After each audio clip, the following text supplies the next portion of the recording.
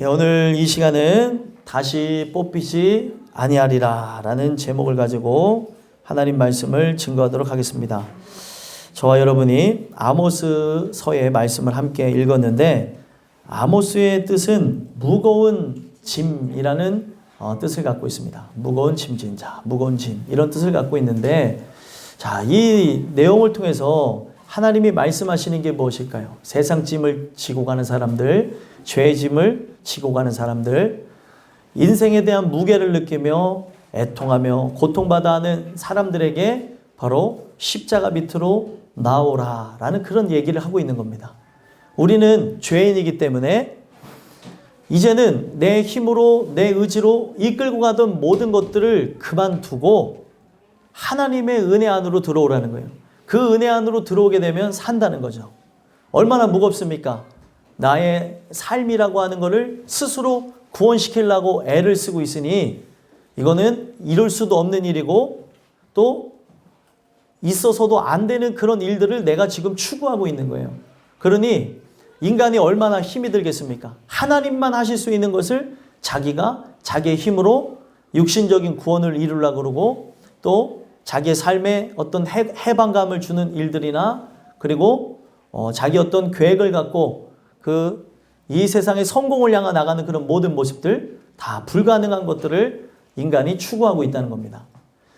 그래서 정말 은혜를 우리가 받고 보게 되어지면 보통 자기의 의가 강한 인간들은 이걸 싫어요. 뭘 싫어하냐면 인간이 한없이 작아집니다. 약해지고, 그리고 약해지는 것뿐만이 아니라 이 세상에 흔들리기 쉬운 존재, 나 스스로는 할 수 없는 존재라고 이야기하면서 이 자기의 주권이 강한 사람들의 마음을 치고 들어갑니다. 그래서 은혜는 뭐냐면 하나님이 필요하다는 거예요. 나라고 하는 존재는 죄인이기 때문에 할 수가 없습니다. 바로 그런 어떤 논리를 가지고 우리를 계속해서 말씀을 통해 얘기하고 있다는 거죠. 근데 오늘날 젊은 사람들을 보고 이 세상 사람들을 보게 되면 자기의 주관과 자기의 뜻이 뚜렷합니다. 그게 오히려 문제가 되어져요.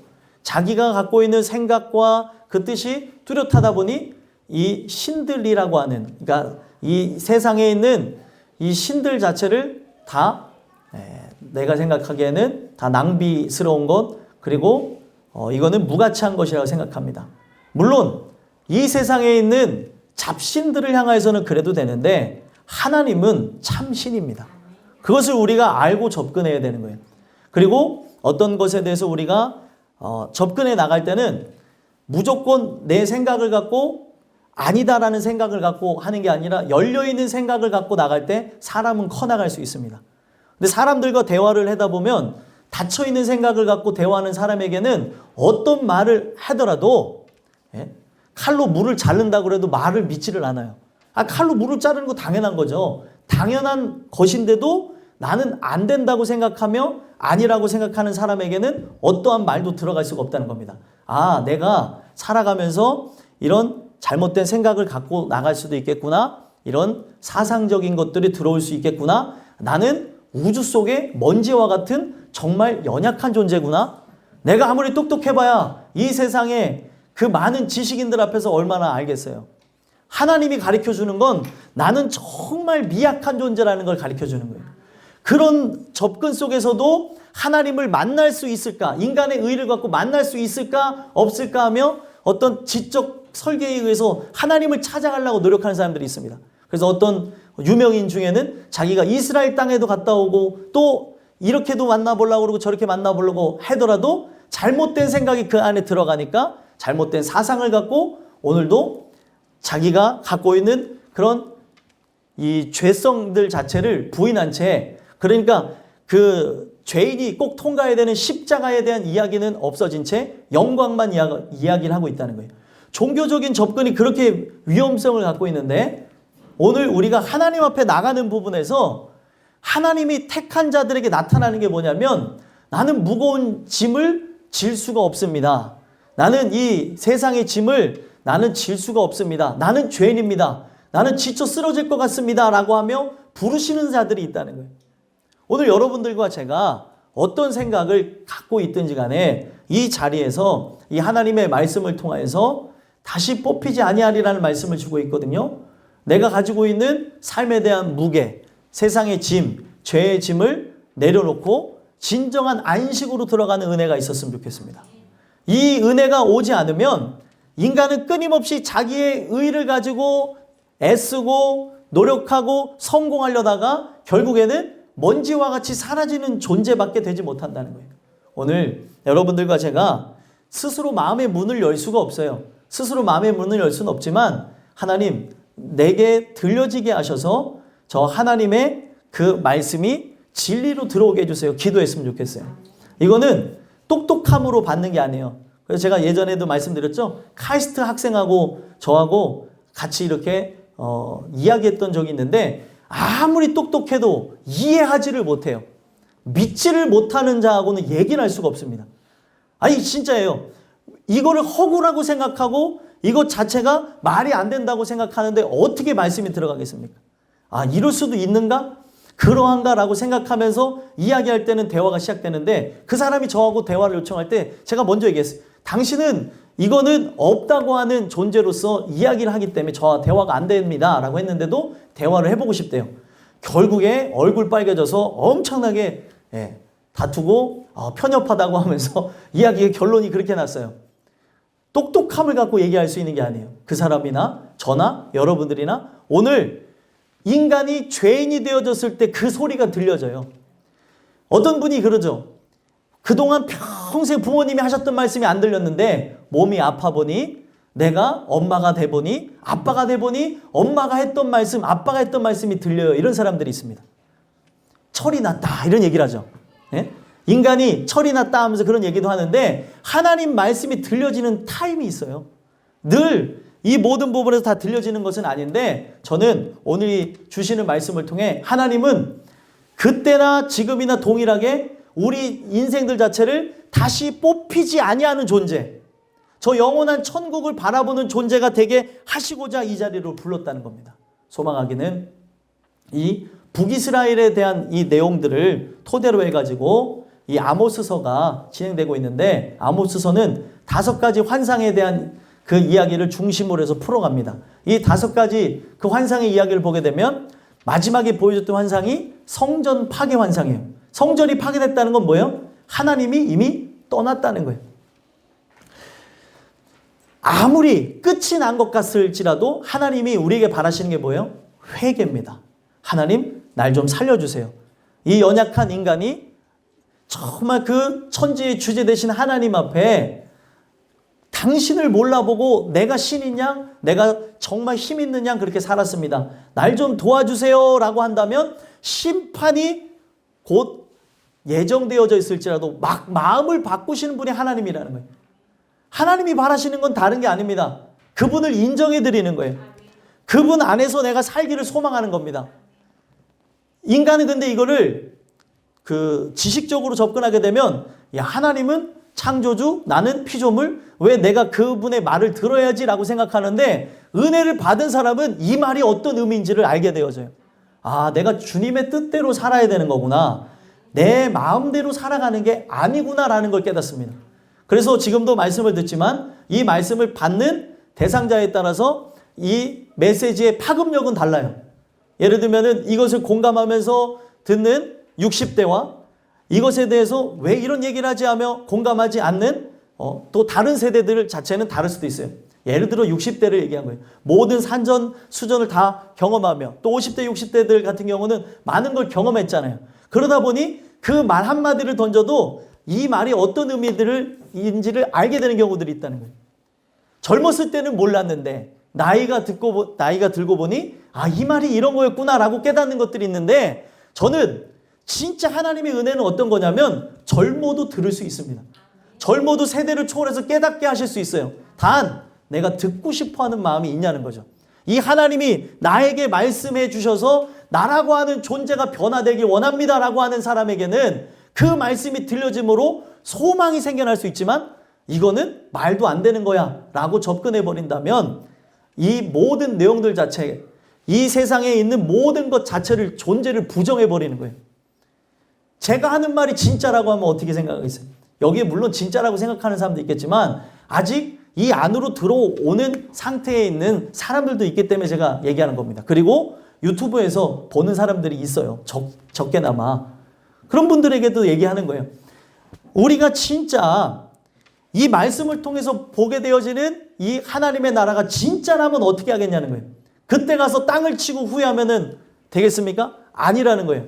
오늘도 이 말씀을 통해서 여러분들과 제가 다시 뽑히지 아니하리라라고 하신 그 말씀이 여러분들에게 이루어지게 되길 간절히 소망합니다. 그래서 하나님이 바라시는 건 다른 걸 원하는 게 아니에요. 하나님, 저는 하나님이 필요합니다. 저는 죄인입니다. 저는 스스로 할 수가 없습니다. 나라고 하는 존재가 이렇게 약한 줄 몰랐네요 라고 하는 걸 원하는 거예요. 근데 이게 인간 안에서 이런 고백이 나오기까지는 많이 돌아도 다녀봐야 되고 많이 삶의 풍파도 맞아봐야 되고 많은 걸 경험해봐야 깨닫기 때문에 그런 말들을 할 때가 있는데, 중요한 거는 오늘 은혜가 여러분들의 삶을 지금 이 순간 깨닫게 하시는 걸 통해 돌아가지 않고 많은 것에 대한 희생을 거치지 않고 알게 되는 은혜가 있었으면 좋겠습니다. 그래서 이 아모스서를 통해서 다 끝난 줄 알았는데 하나님의 계획과 하나님의 뜻은 끝나지 않은 거예요. 그 끝나지 않은 뜻을 따라서 우리 인간들 자체를 다시 뽑히지 아니하리라 라고 하는 것은 천국으로 이양시키겠다는 거예요. 여러분들과 제가 그런 은혜가 이 자리에서 임하게 되어지므로 내 바라보던 시각이, 그리고 내가 갖고 있었던 마음들이, 내가 세상을 향해 품었던 모든 생각들이 바뀌어지는 은혜가 있게 되기를 간절히 소망합니다. 그래서 오늘 이 말씀을 통해 세 가지 말씀을 드리고자 하는데, 첫 번째로 다시 뽑히지 않으려면 본문을 통해서 어떤 은혜를 주시냐면 일으키시고 세우시는 은혜를 받아야 된다는 거예요. 다시 뽑히지 아니하려면 어떻게 된다고요?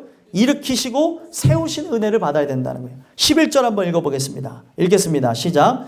그날에 내가 다윗의 무너진 장막을 일으키고 그것들의 틈을 막으며 그 허물어진 것을 일으켜서 옛적과 같이 세우고. 아멘. 자, 앞전에 보시면 7절에서부터 10절까지 내용이 어떤 내용이냐면 북이스라엘 자체는 멸망한다는 최후의 선언을 하셨어요. 그런데 그 다 멸망하는 그날에 하나님께서 어떻게 한대요? 다윗의 장막을 일으키시겠다는 거예요. 다 끝날 것 같은 그날에, 이제는 살 소망이 끊어진 것 같은 그 시점에 하나님이 구원을 하시겠다는 거예요. 이게 어떤 의미를 갖고 있는 거냐면 다윗의 무너진 장막 자체는 성전을 상징하기도 하고요. 이 무너진 장막 자체는 바로 오늘 말씀을 받고 있는 하나님의 형상을 잃어버린 저와 여러분들을 상징하기도 합니다. 근데 여러분들 보시면 역사적으로 이 내용들이 진행이 되는 것인데, 이때는 북이스라엘이 멸망하기 이전이었습니다. 그러면 북이스라엘 멸망 이전과 그 멸망하고 난 이후에 남유다가 멸망하거든요. 남유다가 멸망하면서 그때 그 솔로몬의 성전이 무너지게 되는 거예요. 그러면은 앞으로 시간이 엄청 지나야 그 성전이 무너지게 되는 일들 자체가 예언적으로 이루어지는 거거든요. 근데 하나님께서는 무너진 이후의 사건을 얘기하고 있습니다. 다 무너져서 끝난 그 시점, 이제 다 무너져서 바벨론의 포로로 붙잡혀가고 사람들이 죽게 되어지고 이제는 나라가 멸망했다고 하며 소망이 다 끝났다고 하는 그 시점부터 하나님께서는 다윗의 장막을 일으키시겠다는 거예요.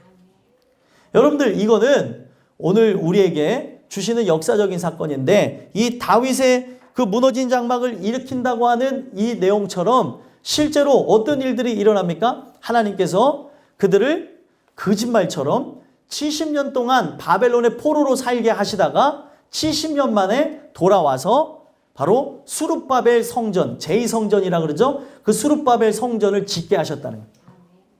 그 성전을 짓는 그 역사는 그들에게는 말도 안 되는 감격스러운 일이었습니다. 왜요? 70년 동안 종살이 하다가 70년 동안 나라가 없어진 상태로 살다가 자신의 나라로 돌아갔으니 이거는 꿈과 같은 일이라는 거죠. 그 무너진 장막을 일으키고 그것들의 틈을 막으며 허물어진 것을 일으켜서 옛적같이 세우고 라고 하는 말씀이 자신들의 눈앞에서 일어나는 것을 볼 때에 그들은 감격하여 눈물을 흘렸고, 그 포로로 붙잡혀갔던 사람들 중에 연세가 많으신 분들 같은 경우는 살아 돌아오신 분들도 있었을 거 아니에요.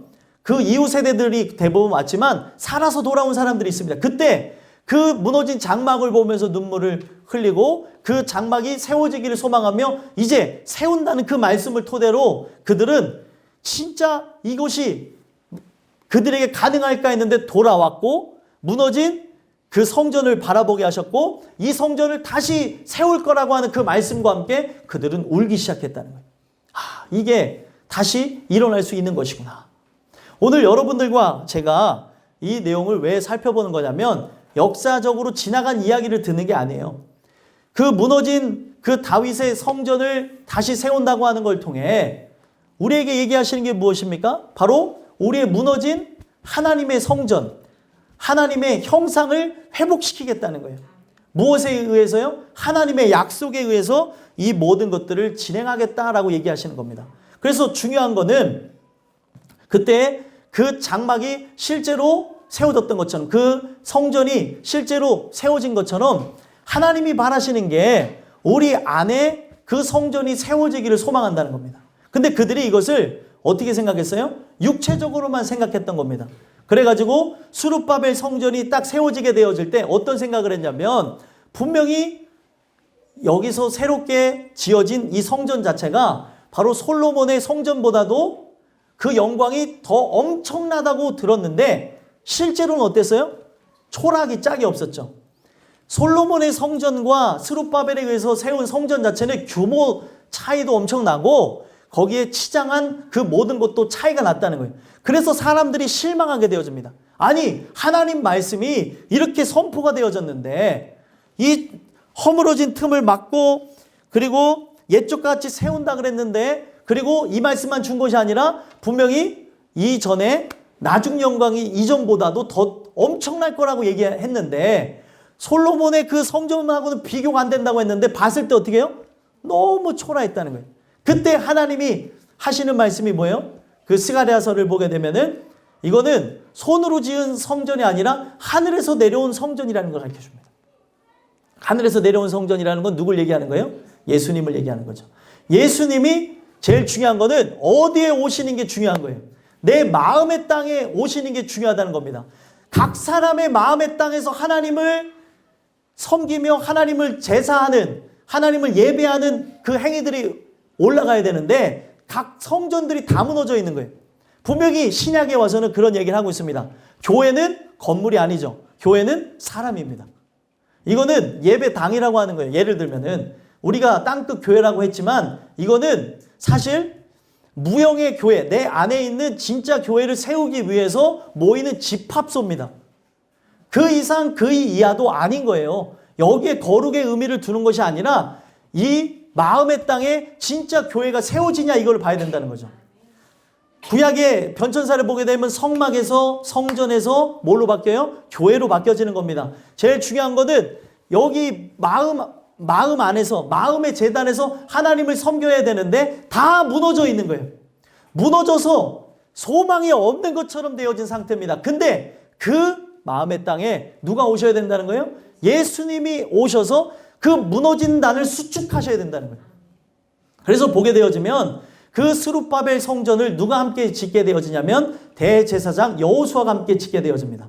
그 내용을 토대로 해서 실제적으로 얘기했던 게 무엇이냐면 그 대제사장 여호수아와 그 스룹바벨이라고 하는 그 지도자가 가지고 있는 그 특성을 토대로 해서 이 두 가지의 그 특성을 다 갖고 오시는 분이 예수님이라는 거죠. 그래서 예수님이 이 땅에 실제로 초림으로 오셨습니다. 이 세상에 오셨어요. 그래서 그분이 하시는 게 뭐예요? 실제 그들 안에는 이제는 스룹바벨 성전도 지나서 헤롯 성전이 지어졌었거든요. 예수님이 오셨을 당시에. 근데 하나님이 바라시는 거는 그렇게 휘황찬란한 성전을 바란 것이 아니라 진짜 예수라고 하는 분이 이 땅에 오셔서 마음의 땅에 들어가 무너진 단을 수축하고 그 마음의 성전이 세워져서 그곳에서 하나님을 예배하는 역사가 있기를 원했다는 거예요. 그런데 사람들이 어떻게 해요? 예수를 마음에 모시길 원치 않았어요. 그때나 지금이나 살펴보세요. 예수님이 내 마음에 오시는 것을 원치를 않는다는 거예요. 왜 그분이 내 삶의 주인이야? 내가 내 주인인데, 나는 내 마음대로 할 수 있는데 왜 내가 그 뜻대로 살아야 되지? 왜 내가 하나님을 사랑해야 돼? Love yourself. 네 자신을 사랑해야지.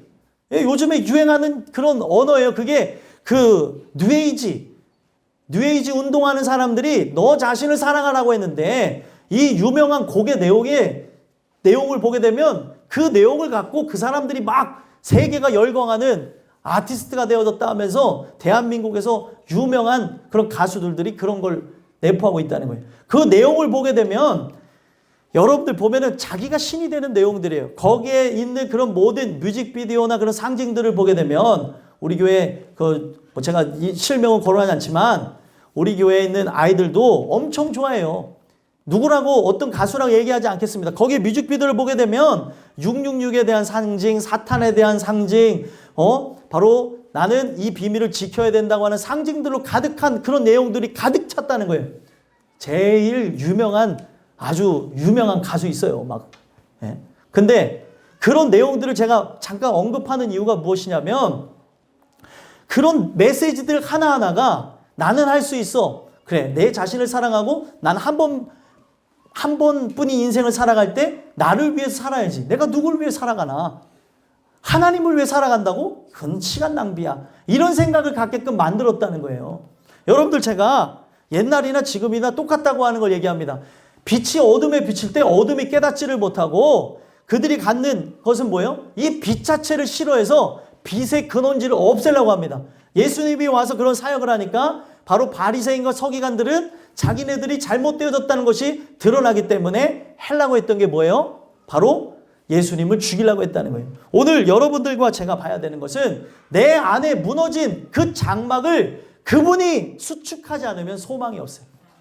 나라고 하는 존재가 하나님을 사랑해야 되는데 인간 스스로가 어떻게 하나님을 사랑하게 되어집니까? 지금 내 자신을 사랑하는 것으로 똘똘 뭉쳐있고, 그리고 나밖에 모르는 그런 이기적인 존재가 어떻게 보이지 않는 하나님을 섬기고 사랑하고 그분 때문에 죽기까지 복종하냐는 거예요. 예수가 내 안에 오셔서 이 무너진 나를 수축하고 나와 함께 예배하지 않으면 불가능하다는 겁니다. 제가 왜 이런 얘기를 드리냐면, 이 아모스서에서 나오는 그 내용 중에 바로 거짓 예배자 심판에 대해서 얘기해요. 5장에 보게 되면 거짓 예배자를 심판하는 장면이 나옵니다. 이 거짓 예배자가 어떤 사람들이 거짓 예배요? 형식으로 일관하는 거예요. 나와서 노래도 하고 찬양도 하고 기도도 하고 또 심지어 헌금도 하고 그 자리에 앉아 있지만 마음이 결여된 상태로 예배하는 사람을 거짓 예배자라고 얘기합니다. 정말 중요하죠. 이 예배를 드리면서 하나님의 주시는 말씀을 받으려고 하는 마음 상태로 드리느냐, 아니면 하나님에 대해서 대항하는 마음을 상태를 갖고 하느냐, 나는 이 예배를 받지 않는다는 거예요. 하나님께서는. 하나님이 우리에게 그런 걸 원하는 하나님이 아니잖아요. 마음 자체도 없는데 몸만 있는 걸 원하는 하나님이 아니라는 거예요. 근데 그때 당시에 종교적으로 국교가 유대교가 되다 보니까 어떻게 해요? 그들이 죄만 지면은 나가서 뭐를 해요? 제사를 드리는 거예요. 피비린내 나는 제사를 드리는 겁니다. 하나님이 오죽하면 얘기하겠습니까? 나는 너희들이 피비린내 나는 제사를 원치 않는다는 거예요. 내가 원하는 거는 제사를 원하는 것이 아니라 인애를 원한다는 거예요. 긍휼을 구하길 원한다는 거죠. 하나님, 죄인입니다, 살려주세요를 원하는 건데, 사람들이 예배를 드리면서 어떤 거라는 거예요? 나는 이 자리를 왔다 갔다는 거예요. 나는 여기에 올 때 도장을 찍었다는 거죠. 하나님 앞에 도장 찍고 사람한테 도장 찍었다는 거예요. 이것으로 자기에게 면죄부를 주고 구원을 얻을 수 있을 것처럼 말을 하고 다닌다는 거예요. 하나님은 그렇게 마음이 없는 예배를 받지를 않는다는 거예요. 형식이 없어서 억지로 드리고, 이 형식에서는 그냥 건전하게 드리는 것처럼 앉아있죠. 근데 마음에서는 정말 죽을 것만치 싫은데 드리는 예배를 받지 않는다는 거예요. 내가 이거를 원하는 것 같냐? 하나님이 이 얘기하는 걸 잘 들어보세요. 너희들을 향해서 드리는 그 예배, 너희가 지금 나를 향해서 드린다는 이 예배는, 이거는 온전한 예배가 아니라는 거예요. 하나님이 바라시는 게 뭐예요? 그래서 5장에 얘기하는 게 나를 찾으라는 거예요. 예배는 뭐예요? 하나님을 찾는 거예요. 하나님을 알기를 소망하는 거죠. 인간이 어떻게 머리로 하나님을 알 수 있겠습니까? 머리로 알 수 있으면은 박사부터 다 알아야 되는데, 박사들 중에도 만난 사람이 있는가 하면 안 만난 사람들이 있어요. 성경에 보게 되면은 진짜 하나님을 이 성경을 통해서 하나님을 만난 사람들 중에는 박사들도 있죠. 그 박사들 중에도 만난 사람들에 의해서 창조론이라는 게 있고 만나지 않은 사람에 의해서 진화론이 있습니다. 그 진화론을 얘기했던 다윈도 이걸 이론으로 얘기한 것에 대해서 후회하고 죽었다고 얘기하잖아요. 이게 이렇게까지 창조주에 대해서 반박하게 되어지는 일들로 번져질 줄을 몰랐다는 거예요. 그 사람이. 여러분 그때부터 시작되어진 겁니다. 사실 창조만 이야기하다가 창조론이 되어졌고 또 진화론이 되어졌어요. 오늘날 사람들은 어떤 이론적인 것으로 자기의 머리로 하나님을 찾아가려고 하는데 창조론 자체가 그나마 창조하고 가깝지만 어떤 이론이라고 할 때는 다 허점이라는 게 생겨요. 믿음에 의해서만 믿어질 수 있는 부분이 있는데 인간의 지적 능력을 갖고 어떻게 하나님의 무한성에 도전을 할 수 있겠습니까? 이건 절대 불가능한 것을 얘기하는 거거든요. 오늘 여러분들과 저는 이 주시는 말씀을 통해 그분이 나에게 오셔서 이 거짓 예배를 드리며 하나님 앞에 진짜 긍휼을 구하며 은혜를 구해야 되는 우리 권사님이 하셨던 기도가 진짜 정답이에요. 하나님 이 죄인을 용서해 주세요. 죄인들이 모여지는 장소입니다. 에클레시아가 바로 갖고 있었던 의미가 무엇이냐면 죄인들이 모여지는 장소, 그게 바로 교회였다는 거예요. 근데 교회 나올 때 죄인의 마음으로 안 나올 수 있어요. 그런데 우리가 소망해야 되는 건 뭐예요? 하나님, 나는 무너진 이 장막과 같습니다. 나는 하나님의 형상을 잃어버렸습니다. 아니 여러분들 생각해 보세요. 형상을 잃어버렸다고 하는 이 내용 안에는 바로 인간의 이성과 지성과 감성이 마비가 된 거예요. 여러분들 그 물 자체가 있잖아요. 물 자체가 오염이 됐는데 어떤 그 불순물에 의해서 오염이 됐다면 여러분들 그것만 걸러내고 드실 수 있습니까? 아니 정수기를 통해서도 한다고 그렇게 해서 먹어도 사람들은 되게 찝찝하다고 해요. 예를 들면은 내 눈에서 이 오물이 들어가 있는 걸 둥둥 떠 있는 걸 보면서 이거를 쭉쭉 건진 다음에 괜찮아 이거만 건지면 먹을 수 있어 하면 여기 먹을 수 있는 사람들이 있어요? 오물에는 한 200가지 이상의 뜻이 있습니다. 예? 그거 한번 생각해 보자고요. 이만한 덩어리가 죄송합니다. 예. 아니 그걸 건지고 먹을 수 있는 사람이 있냐는 거예요. 없습니다. 인간 자체가 악할 뿐임을 보시고라고 하는 것은 완전히 부패했다는 거예요. 가망이 없다는 겁니다. 가망이 없는 인간이 어떻게 자기의 그 한계적인 지적 능력을 갖고 하나님을 찾아갈 수 있냐는 거예요. 내비게이션 망가진 거 써봤어요? 답답합니다. 경로를 이탈했습니다. 아니 나 분명히 여기 가야 되는데 경로를 재검색합니다. 진짜라니까요. 여기 분명히 일산 호수공원을 찍고 갔는데 옛날에 얘기 잘해야 되죠. 누구랑 갔는지. 일산 호수공원을 이렇게 갔는데 경로를 이탈했다는 거예요. 얼마나 무서운지 공사 현장으로 갔는데 경로를 이탈해버렸다고 얘기해요. 공사 현장인데. 여기 난 분명히 찍은 데는 일산 호수공원인데. 아주 난감하더라고요. 여러분들 고장난 내비게이션은 목적지를 못 찾아갑니다. 인간이 갖고 있는 이 지적 능력의 한계는 하나님 앞에 도달할 수 없게끔 되어져 있는 거예요.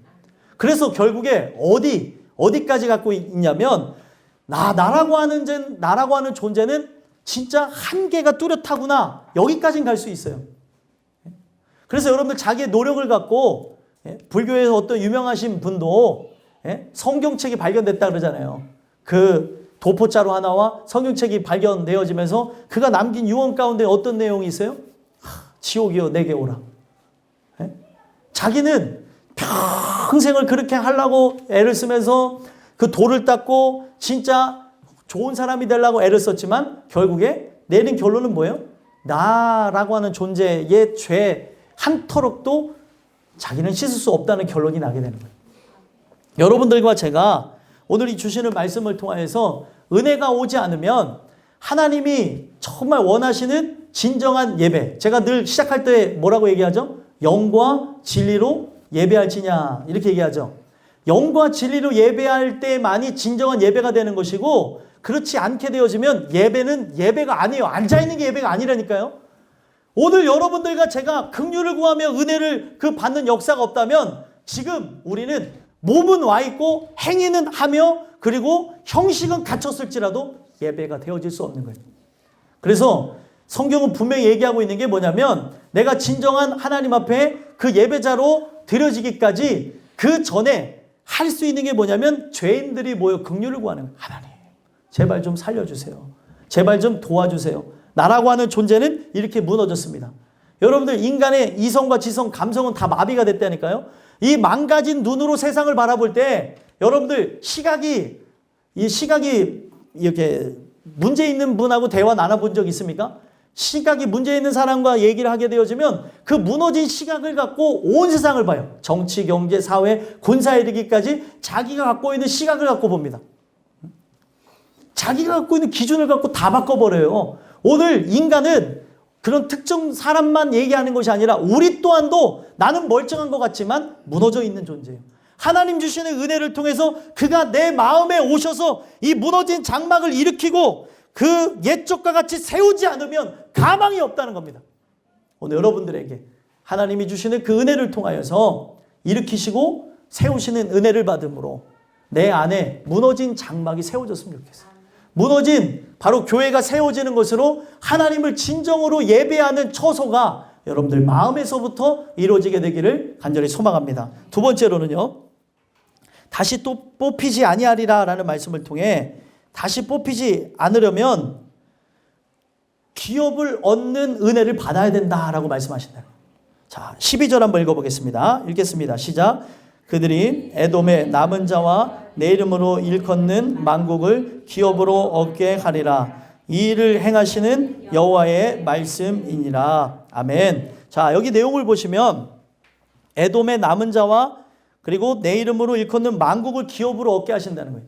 이거는 어떤 얘기를 하는 겁니까? 쉽게 얘기하면 그들이 지금 나중에는 바벨론의 포로로 붙잡혀간다는 내용이 여기 그냥 기본 내용으로 깔려 있는 겁니다. 그런데 그 바벨론의 포로로 붙잡혀갔다가 어떻게 하신다는 거예요? 다시 그 고토로 돌리시겠다는 거죠. 그 자신의 땅으로 돌아가게 하는 하나님의 놀라운 은혜를 주시겠다는 거예요. 그래서 이 보면은 기업을 얻게 되어진다라고 할 때는 기업이 갖고 있는 게 뭐죠? 기업이라고 하는 거는 분깃 몫이라고 합니다. 바로 내 소유를 상징할 때 바로 기업을 얻었다고 얘기하는 거예요. 근데 하나님의 소유 개념이 어떤 거냐면 땅으로 비유를 하십니다. 땅을 주면은 그 땅 안에 있는 동식물들과 사람은 다 그 땅의 그 소유주한테 가게 되어져 있는 거예요. 근데 우리에게 어떤 땅을 줬어요? 만국을 땅으로 주는 거죠. 여기는 그냥 세상을 줬다고 하는 그런 의미를 얘기하는 것만이 아니라 제일 중요한 건 뭐예요? 이미 없어진 그 나라를 다시 주겠다는 거예요. 이제는 그 나라에 갈 수 있을까 하며 그들의 생각에서는 이제는 불가능하다고 하는 그 나라를 다시 주겠다는 거죠. 왜 그렇습니까? 하나님이 바로 이 세상의 주인입니다. 이 세상의 주인으로서 이 세상을 주관하는 악한 영들이 있죠. 이 세상이 바로 그들이 왕으로서 군림하고 있지만 진짜 왕이 누구예요? 바로 하나님의 아들 예수님이라는 거예요. 그 예수님이 십자가에 죽으시고 부활하는 사건을 통해서 왕권이 확립이 됐다는 겁니다. 세상의 왕권 확립은 어떻게 되어지죠? 이기고 죽이는 걸 통하여서 왕권을 확립하죠. 근데 역으로 하나님의 아들 예수님이 진짜 이 세상의 만왕의 왕이라는 걸 어떻게 보여주셨어요? 십자가의 죽으심으로, 가장 미련해 보이는 십자가의 죽으심으로 저분이 진짜 자격자이십니다. 저분이 진짜 하나님의 아들입니다라고 하는 결론이 나게 하셨다는 거예요. 오늘 우리가 그 십자가 사건이 그렇게 중요한 거예요. 그가 죽으심으로 이 세상 자체는 어떻게 되어지는 거예요? 창세기 1장에 나와져 있는 그대로 바로 땅을 정복하고 다스리게끔 만들어준 거죠. 하나님의 말씀으로 그 땅에서 진짜 이름도 없이 빛도 없이 살아가는 것처럼 비춰지지만 빛의 역할을 감당하며 소금의 역할을 감당하며 내 몫을 감당하는 자로 하나님께서 부르셨다는 거예요. 그가 십자가의 죽으심으로 이 세상을 다시 사신 거예요. 다시 가져온 겁니다. 주인에게로 돌아왔다는 개념이에요. 그래서 여기서 이 갖고 있는 이 기업을 얻게 되어진다고 하는 이 말씀은 제일 중요한 것은 그들이 그 땅으로 돌아간다고 하는 내용도 갖고 있지만 영적으로는 뭐예요? 이 세상에 빼앗겨져 있는 내 마음의 땅을 다시 돌려주겠다는 거예요. 소유주가 누구예요? 하나님입니다. 하나님이기 때문에 다 빼앗긴 그들의 마음을 돌려줄 수 있는 거예요. 분명히 그때 당시에 그 이스라엘을 지배했던 나라는 바벨론이었죠. 근데 하나님이 이 온 세상의 주관자다 보니까 그들의 어떤 굴레 아래 살다가 벗어나게 하시는 거예요. 그래서 총독을 세워서 그들의 주권 아래 살게끔 하게 되면서 바벨론은 멸망하게 되어지고 페르시아라고 하는 국가가 이제 그런 법 아래 자치 국가라고 하면서 그들을 인정해 주게 되는 거죠. 그러면은 이게 어떤 의미를 갖고 있는 거냐면 하나님이 진짜 왕이라는 거예요. 그들이 왕처럼 비춰지고 그들이 군림하고 우리를 통치하는 것 같지만 하나님이 온 세상을 이끌고 간다는 겁니다. 그것을 하나의 모형적인 사건으로 만들어 놓으면서 어디까지 오게 되어지는 거냐면 내 마음에 있는 땅의 이야기까지 하고 있는 겁니다. 왜 이야기가 중요하냐면 하나님의 은혜를 받지 않은 사람의 마음은 어떨까요? 세상에게 마음이 빼앗길 수 있죠. 세상을 신으로 섬길 수 있죠. 돈과 명예와 권력과 권세의 마음이 빼앗길 수 있죠. 근데 제일 중요한 것은 하나님이 기업을 얻게 하신다 그러잖아요. 하나님이 바로 나라고 하는 존재에게 이 마음의 땅의 주인이 누구인지를 알게 하시면서 그 마음의 땅을 갈아엎게 하시겠다는 거예요. 그래서 제일 중요한 거는 내가 분명히 이 세상을 사랑하고 이 세상을 원하고 이 세상의 우상을 섬기고 탐심에 의해서 살아가고 있지만 제일 중요한 건 하나님이 내 마음을 바꾸시겠다는 거예요. 이 마음의 땅의 소유주가 누구예요? 하나님이신 거예요. 하나님이시기 때문에 이 안에 소유주로 있었던 그런 악한 세력들을 다 몰아내시겠다는 거예요. 그래야 그들이 어떻게 되어져요? 하나님을 섬기게 되어지는 거예요. 오늘 하나님을 만나지 않은 자의 마음은 온갖 잡신들로 가득 들어가 있습니다. 이거는 성경이 주는 거예요. 아니 아닌데 나는 그런 귀신하고 사는 것 같지 않은데 아니 생각해 보세요. 이성이 마비되는 게 왜 일어나는 것 같아요? 내가 지금 뭐를 해야 되는지를 알면서도 못하는 게 이성 마비죠. 그래서 여러분들 이런 현상이 사람들이 심각하게 생각하지 않지만 아이들한테서 많이 나타나죠. 자야 될 시간에 애들이 안 잘 때도 있잖아요. 왜 안 자요? 자야 되는데 왜 안 자요? 그 애는 200가지의 뜻이 있겠죠. 안 자는 데는. 그쵸? 안 자는 아이들한테 물어봐야 되나? 아니, 자야 되는데 왜 안 자는 거예요? 예? 놀고 싶으니까. 예? 놀고 싶은 데는 또 거기다 한 200가지 정도로 분류되죠. 예? 아니, 생각해 보자고요. 자야 될 때 안 자고 공부해야 될 때 왜 공부 안 해요? 다른 걸 하고 싶다니까요. 아니, 희한한 거는 예전에 저는 학원을 잠깐 다녀봤는데 잠깐 다닐 때 학원만 가면 왜 집에 가고 싶어요? 아니, 앉아서 공부하려고 하면 왜 배가 고파요? 아니, 어떤 생각을 주는 개체가 있다는 생각 안 해봤어요? 아니, 여러분들, 우리가 작은 부분에서는 그렇게 영향을 받고 있다니까요? 내가 지금 이 시간에, 예를 들면은 그 시간에 해야 될 이유가 있잖아요. 공부 시간에는 공부하는 게 맞죠? 지금 이 시간은 뭐예요? 말씀을 듣는 시간이잖아요. 근데 말씀을 들어야 되는데 다른 생각을 할 수도 있잖아요. 그렇죠? 이게 다 어떤 거라고 얘기하는 거냐면 성경은 다 영들의 역사라고 얘기를 하고 있다는 거예요. 근데 이게 무서운 게 뭐냐면 내가 뭐에 마비가 됐는지도 몰라서 지배를 받아서 그렇게 살아가고 있다는 거예요.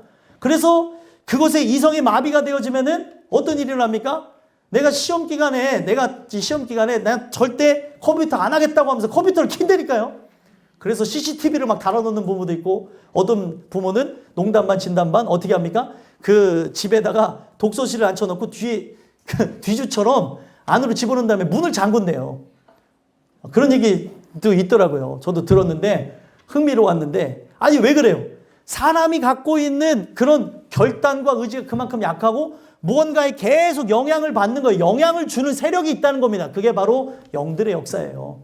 오늘 여러분들과 제가 이 주시는 말씀을 통하여서 하나님의 소유가 되어지면 이 소유주가 떠나가게 되면서 이제 나에게 영향을 줬던 그런 세력들이 나가게 됩니다. 그러면은 희한한 거는 사람이 살아가면서 좋아하고 그리고 사랑하고 원하고 그리고 취미를 가졌던 게 변하는 걸 보게 되어지죠. 그게 세대 간에 좋아하는 게 틀리고 그리고 세대가 이제 지나가면서 나이를 먹으면서 좋아하고 살아가는 게 바뀌는 것도 보잖아요. 근데 중요한 거는 내 마음의 주인이 바뀌게 되어지면 완전히 다른 사람이 되어져 버립니다. 저 사람 왜 저렇게 됐지? 어떤 사람은 이상하다고 생각할 수 있을 정도로 이 마음의 주인이 바뀌게 되면서 어떤 현상이 일어나요? 이 소유주가 이전에는 마귀였어요. 그러니 세상이 좋아하고 세상이 바라고 그리고 죄악과 그리고 또 더러운 것과 그런 우상 숭배에 관한 것들, 내가 누구인지를 망각하게 하는 그런 모든 것으로 마음에 빼앗겼었는데, 주인이 와서 이 땅의 주인은 나니 여기에 있었던 사람들, 예를 들면은 나가시오. 예를 들면 옛날에 그런 분들이 많았었어요. 그래서 서로 잘 협의해서 나가는 걸 보죠. 주인이 없는 땅인 줄 알고 들어와서 짓고 사시는 분들도 있었어요. 근데 주인이 와서, 그게 강압적으로 한 나쁜 주인도 있지만 이게 사실 제 땅이니까 이제부터 개발을 해야 되니 나가주세요. 또 착한 주인들 같은 경우에는 이주금도 주죠. 이주금도 주면서 또 돈이 많은 사람들 같은 경우에는 옛날에 집을 살 수 있는 돈도 줬다는 얘기도 들었어요. 옛날에 이렇게 착한 부자들도 많았는데 요즘에는 이렇게 다 투기들만 하는지 모르겠어요. 이제 그렇게 해가지고 나가게 되어지면 그 땅은 이제는 그 소유주에 의해서 거기에 지배하고 살았던 분들, 그동안 있었던 사람들은 나가줘야 되는 거예요. 그렇죠? 그러면 그거는 이제 어떻게 되어져요? 그 소유주의 목적에 따라 아파트를 질 수도 있고, 또 전원주택을 줄 수도 있고, 또 뭘 할 수도 있어요? 뭐 많은 걸 할 수 있잖아요. 예? 뭐 거기다가 에버랜드를 질 수도 있고. 너무 큰가요? 뭐 아무튼 예를 들면은 그 주인의 생각에 따라 바뀌는데, 그 전에 그 땅은 만약에 주인이 없는 땅 같이 생각을 할 수도 있겠죠. 소유주가 없는 것처럼 비춰질 수도 있겠지만, 주인이 와서 일하게 되어지면 이제는 그 땅이 그 주인이 원하는 모습으로 바뀌게 됩니다. 관리를 안 하게 된 땅들을 보셨나요? 지나가면서 사람들이, 어른들은 얘기하더라고요. 아유, 왜 땅을 놀려? 저기서 농사라도 져먹지. 이런 얘기를 많이 들었어요, 저는. 아우, 저 땅을 왜 놀리냐는 거예요. 그게 주인이 답답하다는 거죠. 주인은 다른 데 목적이 있어요. 사놨다가 나중에 오르면 뭘 하려고 하는지. 그러면 이제 다른 생각들이 있다는 거예요. 예를 들면은 지금은 막 버려진 땅 같고 귀신이 나올 것 같은 땅일지라도 그 주인에 의해서 갖고 있는 목적을 갖고 실행하게 되어지면 그 주인이 원하는 뜻에 따라 거기는 어떤 장소로도 바뀌어질 수 있다는 겁니다.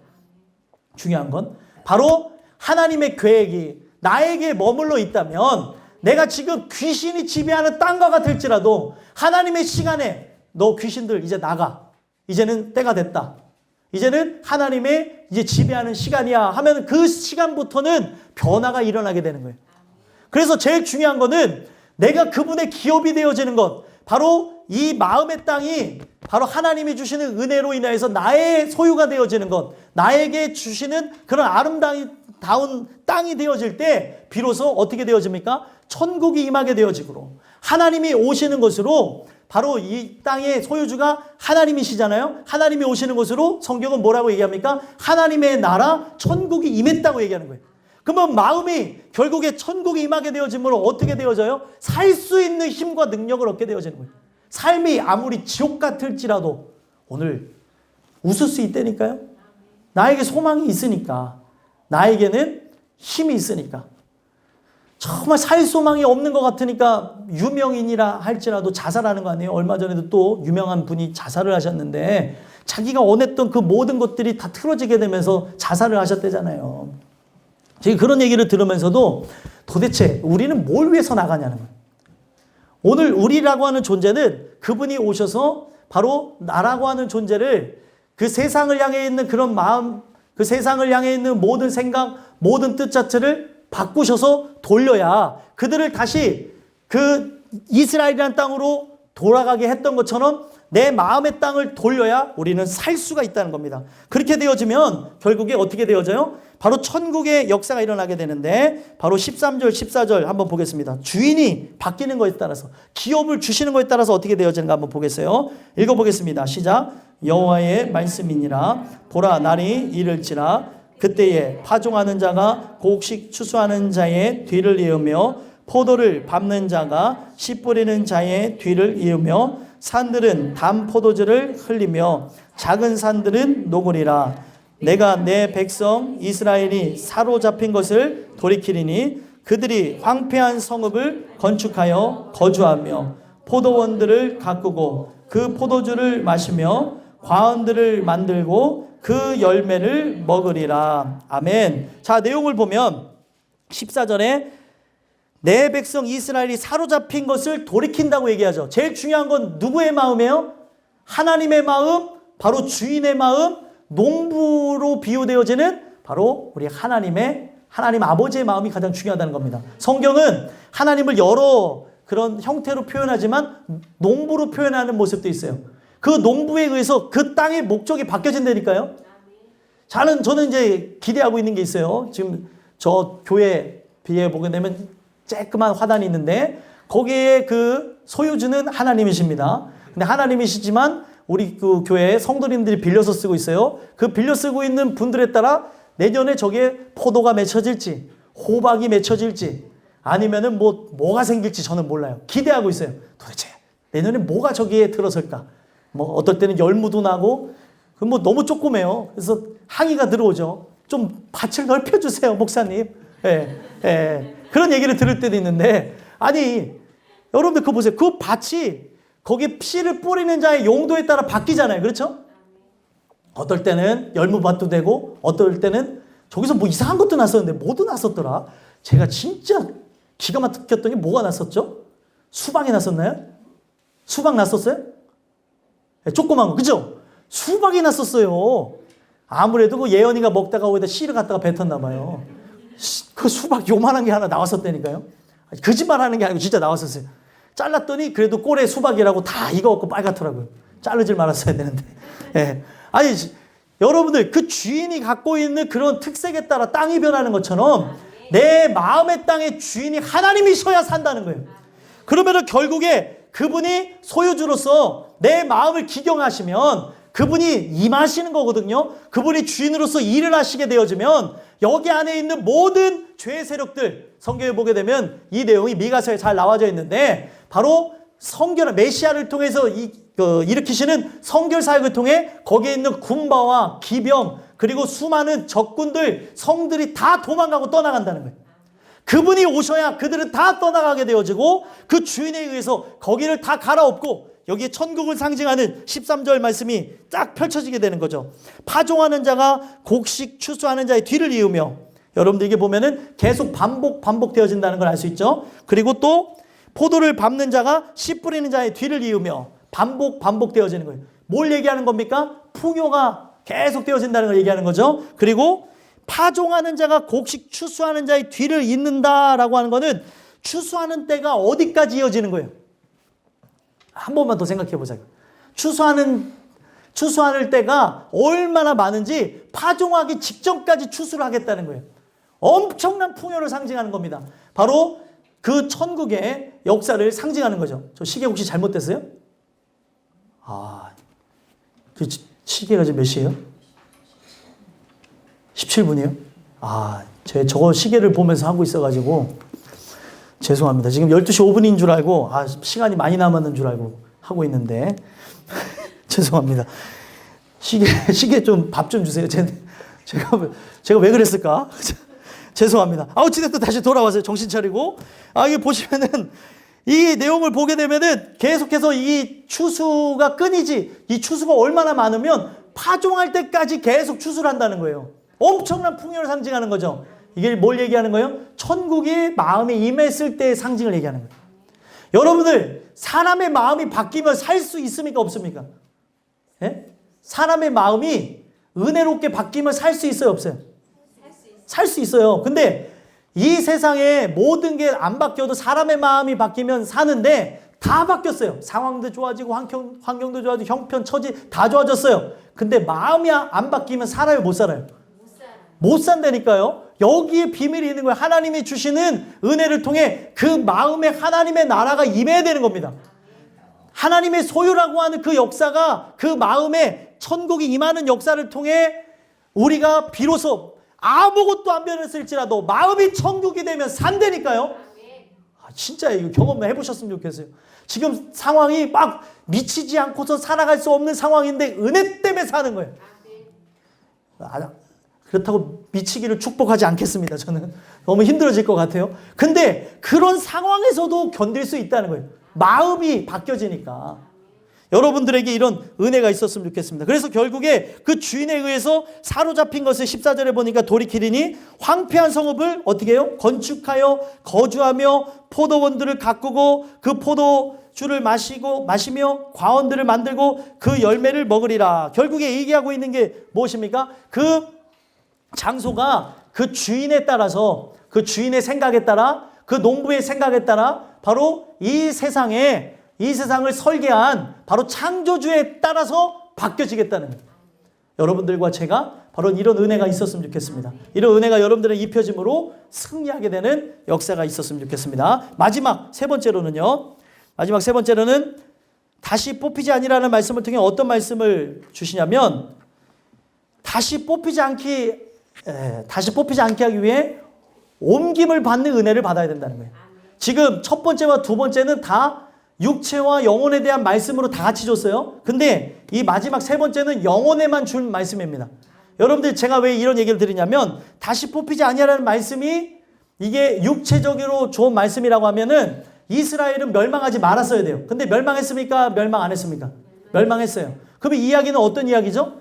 바로 그들이 진짜 하나님 주시는 은혜를 통하여서 일으키시고 세우시는 은혜를 받고 바로 그들의 마음이 하나님의 기업이 되어진다면 제일 중요한 건 뭐예요? 저 천국의 땅으로 우리를 옮기시겠다 이 얘기를 하는 거예요. 다시 뽑히지 아니하리라 라고 하는 이 내용을 통해 이제는 고민할 필요가 없어요. 이제는 거기다 뿌리를 내리면 사는 겁니다. 이 세상에 영원한 나무는 없죠. 아무리 오래 사는 것 같은 나무도 쓰러지더라고요. 죽더라고요. 근데 제일 중요한 그 영원한 나라에 심겨진 나무와 같은 여러분들과 저는 거기에 뿌리를 내리면 영원한 나라이기 때문에 영원토록 산다는 겁니다. 그래서 제일 중요한 거는 그들의 땅에 심는다는 거예요. 누구의 주관이에요? 농부 대신 하나님의 주관입니다. 그래서 은혜를 구해야 되는 거예요. 내 주관이 아닙니다. 나를 옮겨달라고 해도 옮겨주실까 말까 하는데 옮기든지 말든지 뭐 알아서 하십시오. 이런 사람을 옮겨주겠어요? 하나님 주시는 은혜를 통해서 나를 옮겨 심어주세요. 그 땅에 심겨진 나무처럼 저는 영원토록 살기를 소망합니다. 주님 인도해 주시옵소서. 그런 자들만 다시 뽑히지 않는다는 거예요. 다시 뽑히지 않는다는 그 말에는 많은 의미가 있겠죠. 다시 죽지 아니하고 다시 슬퍼하지 아니하고 다시 눈물을 흘리지 아니하고 다시 고통받지 않고 다시 이전으로 돌아가지 않게 하시겠다는 거예요. 그러니 그 땅으로 옮김을 받아야 되는 게 맞지 않겠습니까? 이 세상이 여러분들 이 세상은 죄악으로 가득한 세상인데 이기주의와 황금 그 물질 만능주의가 아주 팽배하지 않았어요? 그리고 이 사람들 자체의 그런 지식이 더 예전보다는 더 뚜렷해졌는지는 모르겠지만 마음이 이 황폐해져서 전두엽이 망가진 사람들과 이제 만나는 시대예요. 이 아이들 시대가 정말 위험한 시대입니다. 전두엽이 망가지게 되면 말을 해도 공감을 못해요. 얘기를 했어요. 슬픈 얘기를 해도 웃고 앉았고 웃긴 얘기를 해도 눈물을 흘릴 수도 있고 전두엽이 망가지게 되면 공감을 못합니다. 근데 우리가 지금 어떤 시대를 살아가고 있어요? 스마트 기기를 갖고 살아가는 시대 살아가고 있잖아요. 이거 없으면 죽는 것처럼 살아가잖아요. 이미 뇌가 많이 망가져서 살아가고 있습니다. 없을 때의 생각과 있을 때의 생각은 하늘과 땅 차이예요. 진짜입니다.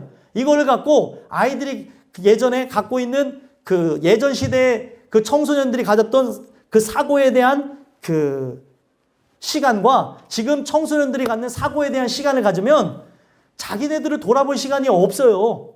왜냐하면 지금 너무 좋은 것들에 많이 빠져 있는 거죠. 계속해서 타격을 주는 게 뭐예요? 영혼에 타격을 주는 거예요. 계속. 나 자신을 사랑해야 된다. 사단에게 경배해야 된다라고 하는 암묵적인 메시지 또 노골적인 메시지를 계속 듣는 거예요.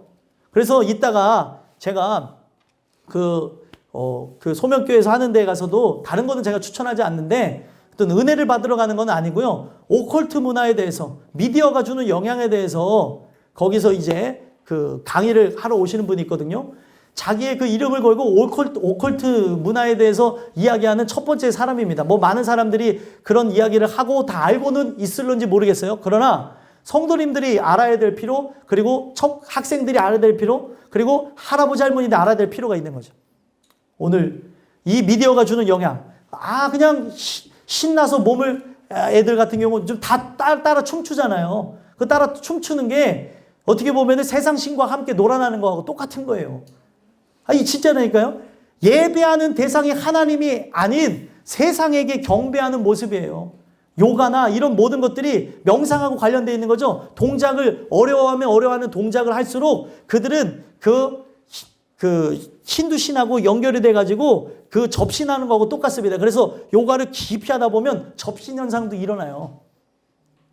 근데 그런 걸 모르고 막 애들이 요가라고 하면서 하고 있고, 그리고 이 사람이 어떤 생각을 갖고 이걸 만들었는지도 모르는데 노래를 부르고, 그리고 영화를 보고, 그리고 드라마를 보고, 그러다 보니 뭐 옛날에 무슨 드라마를 봤더니 애들이 막 전생이 있는 줄 막 믿는 것처럼 이게 엄청난 문제를 일으키고 있다는 거예요. 오늘 우리의 인생 속에 하나님 주시는 은혜가 없으면 우린 가망이 없는 거예요. 완전히 부패했는데 내가 어떻게 나 스스로를 지켜낼 수 있습니까? 자신하는 사람 치고 끝까지 가는 사람을 못 봤어요. 우리는 늘 연약한 존재, 연약한 사람들이, 진짜라니까요. 금방 돌아가실 것 같은 분이 장수예요. 왜 그런가 하고 봤더니 몸만 아프면 병원 가는 거예요. 근데 건강해서 오래 살 것 같은 분들은 오래 못 사시더라고요. 왜냐하면 건강을 자신한 거예요. 그래서 어떤 분들이 저한테 그러더라고요. 자신하지 마세요. 저는 이제 안 건강하니까 저도 자꾸 막 이렇게 챙겨보기도 하고 또 약도 먹기도 하고 그러기도 하는데, 진짜라고 그러는 거죠. 그런 내용들을 보게 되면, 아니, 어떻게 저 사람이 계속 살 수 있을까 하고 보면은 계속 관리를 하는 거예요. 오늘 여러분들과 저도 마찬가지입니다. 내 스스로를 믿지 마세요. 우리는 믿음의 대상이 아닙니다. 나라고 하는 존재는 너무 연약한 존재예요. 은혜 아니면 살아갈 수가 없으니 오늘 그 은혜를 통해서 승리하는 저와 여러분들, 바로 이 다시 뽑히지 아니라고 하는 그 하나님의 의지와 결단과 그 계획이 여러분들에게 있게 되기를 간절히 소망합니다. 기도하겠습니다. 하나님,